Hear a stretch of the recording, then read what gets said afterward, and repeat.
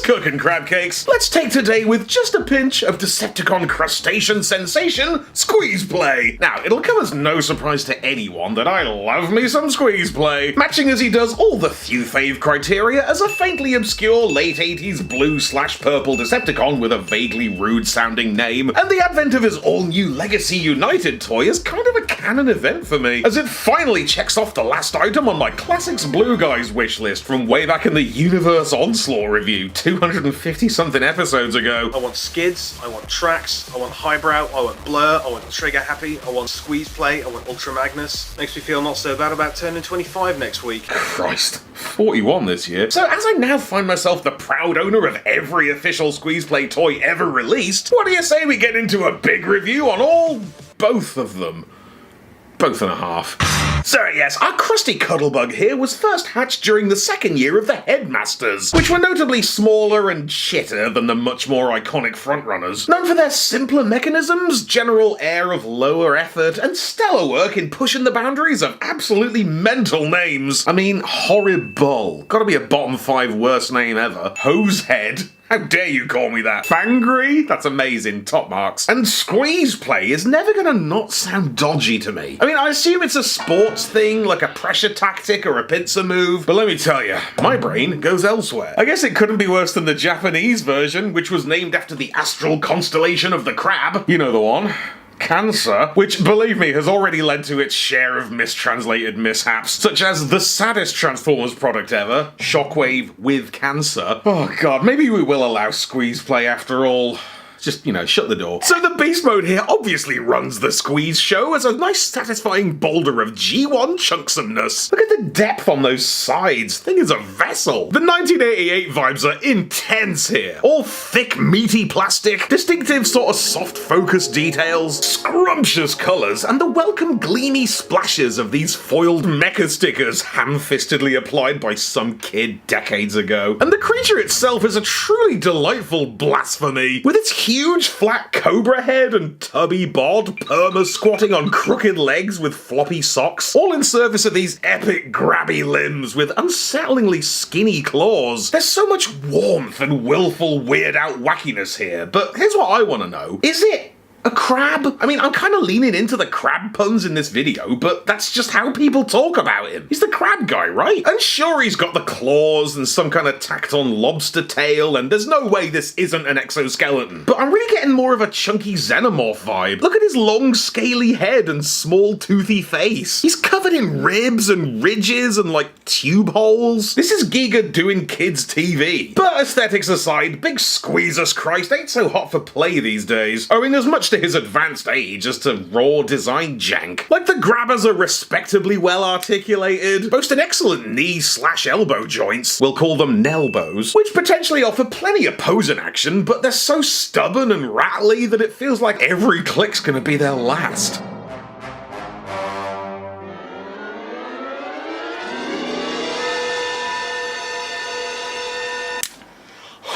Legs don't move, and I don't know if they ever did. And the Headmaster cockpit doesn't seem to have been designed for a Headmaster. It really feels more like you're jamming the poor lad into some neglected storage cupboard full of spiders and old shoes. This is Locos, by the way, known for his Cobra Commander mask, baggy skate jeans, and 2 willies. He's all crotch, this guy. So Squeezeplay's creature mode is, of course, a wonderfully charming thing, as adorable as it is ambiguous. Well, isn't half the fun of any monster not really knowing what the f it is? It's a crab! It's an alien! You fools, don't you see? It's Squeezeplay.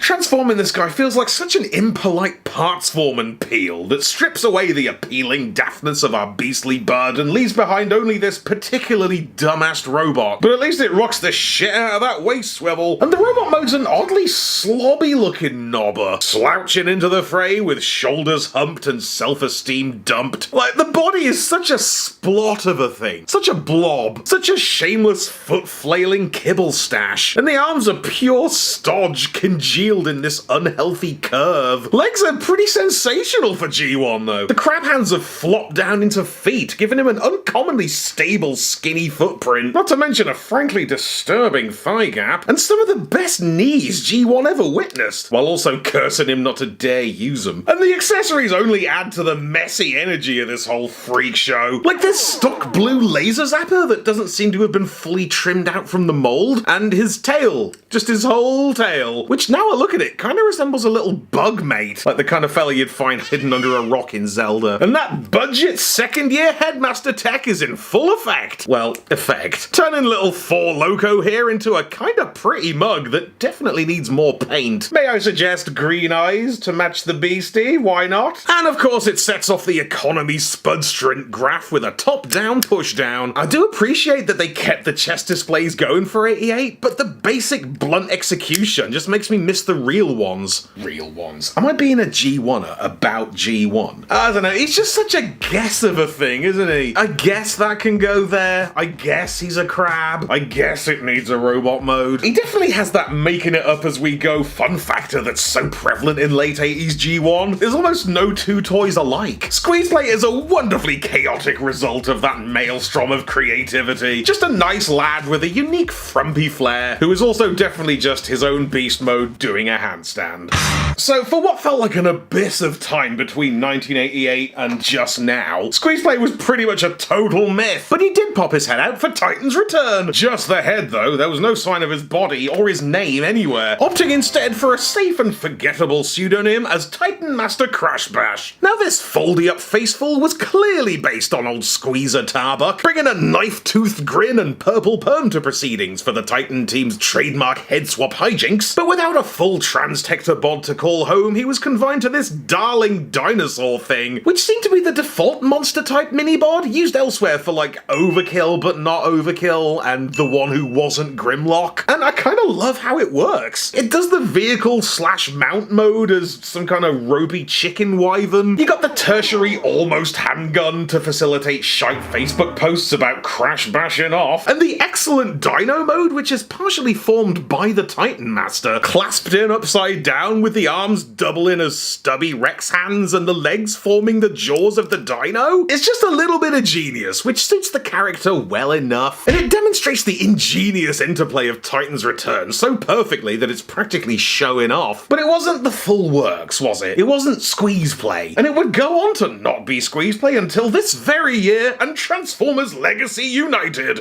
And it's Legacy United. Yes, indeed, from somewhere deep in a buzzworthy multi-pack of Cliffjumper getting mobbed, emerges the bona fide modern-day Squeezeplay toy. Somebody pinch me. So this is a disarmingly athletic and youthful take on old Squeezy-E, looking sassy and vibrant and nominally authentic. The robot mode in particular is such an upgrade, bringing all the painstaking detail, able articulation, and well-intentioned earnestness that kinda come as standard in the 2000 Dickities Transformer experience. They've done our Crab King proud here, repping the ribbed legs and curious claw hooves, and busted out the stat display, albeit as an inoperative deco centerpiece that I call a statue. It is kind of a shame that it doesn't work, but like, we don't expect it to, right? We were over that particular heartbreak in 2016, and this might be just me, but I honestly really enjoy that it's on a fold-out flap. Like, it's just a transformation step, but it feels so good to do. That hinge is brilliant. It's a nice fidget feature, and it comes off like genuinely retro, like Skullcruncher's tongue plate or the Dinobot's chairs. But something about him does unavoidably feel like somebody's custom project. His body is clearly not his own. The colors are pretty, but ever so slightly incorrect, and there's borderline afterthought alt mode shit dangling off him wherever it may, which is arguably G1 accurate, but does that mean it's good? But like, it's enough of a miracle that Squeezeplay got a new toy. There's no way he's getting an original one. So yes, the body snatch victim here was, once again, Titan's Return mind wipe, but I'd hesitate to call it a repaint or even a retool, because so much of this is new. The legs are completely fresh, we got all new sculpting and cosmetics. It's really just the shoulders and some of the core torso framework. It uses a bit of mind wipe. My favourite nugget of crossover engineering here is the thoroughly unnecessary kibble legs. It's exactly the same thing that happened with Mind Wipe's wings. Listen to this. They actually did something really clever with Mind Wipe's wings. They took the beast mode mode bat wings and turned them into the robot's legs, so that the robot wouldn't have to have just extra beast mode wings hanging off him, and then gave him wings anyway, because he looked weird without them. And it's exactly the same thing with Squeezeplay, like the legs proper on the beast mode turn into his elbows. These are his actual feet, just here. So these things back here don't actually contribute at all.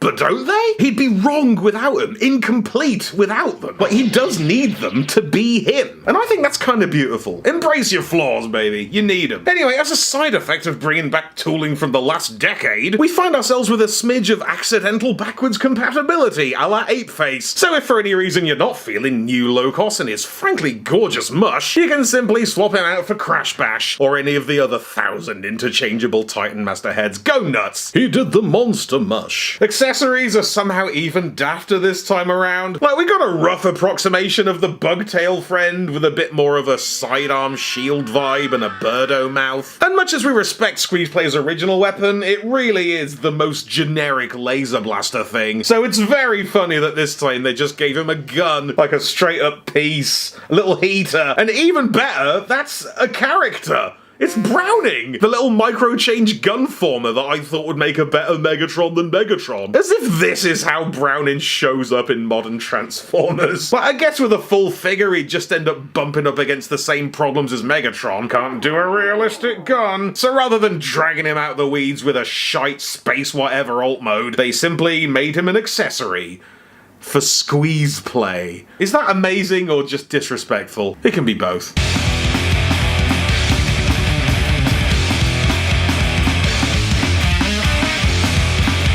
Oh dear, I can't believe how much worse that is. It looks so much worse on camera. It looks kind of cute, like in my hand, but on the monitor, garbage. Anyway, the transformation always feels better going into beast mode. It's a real, like, interesting upturny flip about, but it definitely works a bit better if you fudge it. Like, this is the official Squeezeplay 2024 crab mode, and it's not amazing. But we can help a smidge. Like, the official way leaves the arms boring side up, with all the cool detail hidden underneath and the screw holes showing. And you're supposed to balance the head perfectly on top and leave this huge, embarrassing void nape, which does no favors for anybody. So I find if you just spin the waist, spin both the legs, hunch the head, you can improve things a little bit. But there's a ceiling on how cool this thing can look. Captain Crabston's 2024 here is terminally silly. It's like a sillier version of an already silly thing. I feel like the update process has sucked a lot of the evil out of it, leaving it sort of nerfed and bimbofied, but not necessarily ruined. It's cute. It's taken the path of the gremlin friend. He's like Slimer, you know? Originally he's like an unpleasant, frightening creep. Now he's just your slightly gross mate. So,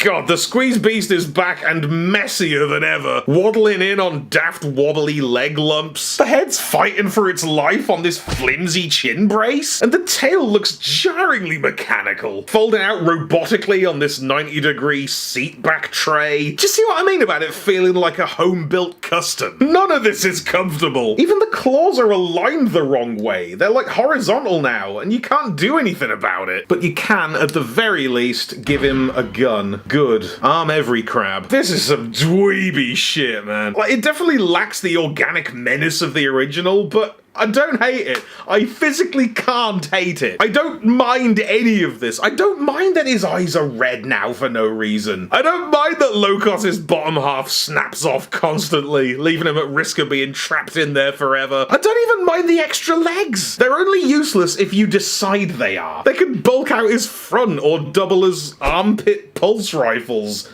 That's brilliant. It's not, but it is. Oh, so was it worth the wait? I don't know. I am, in my heart of hearts, delighted that Squeezeplay came back for another round. But this has got to be one of the most botched updates out there. Things have progressed so far in the years since the Prime Wars trilogy. Look at the difference between Battletrap and Skytread. That was like a year. We're at the end game of Legacy now. And this feels like a huge slide backwards. It's retro in a bad way. It feels like a hangover holdover more than a throwback, you know? I love Titan's Return, I say it every week, but shouldn't we be past this? Shouldn't we have done this at the time? It's stunning to me that so many actual headmasters were overlooked so that they could convert guys like Optimus Prime and Blur into headmasters for no reason. It was always weird to me that they went so mainstream so fast, to the point that even only mildly lesser known guys like Squeezy Cheese and Fangry, guys with a legit claim to headmasterdom, got shunted into multi-packs 8 years down the road. Like, I know they're not the most bankable, I know they're not Soundwave and Starscream, but did the small headmasters really have to wait until now, until the year of Ferrac, to finally have their comeback moment? But look, at least it happened. Squeezeplay is not great. I'm not gonna sit here and tell you this is good. Visibly, I'd be lying. But he is so back. And he is, and shall forever remain, crabsolutely crabulous. Why are the things I love so ridiculous? Right then, catch you back here for Horrible in 2028. See ya!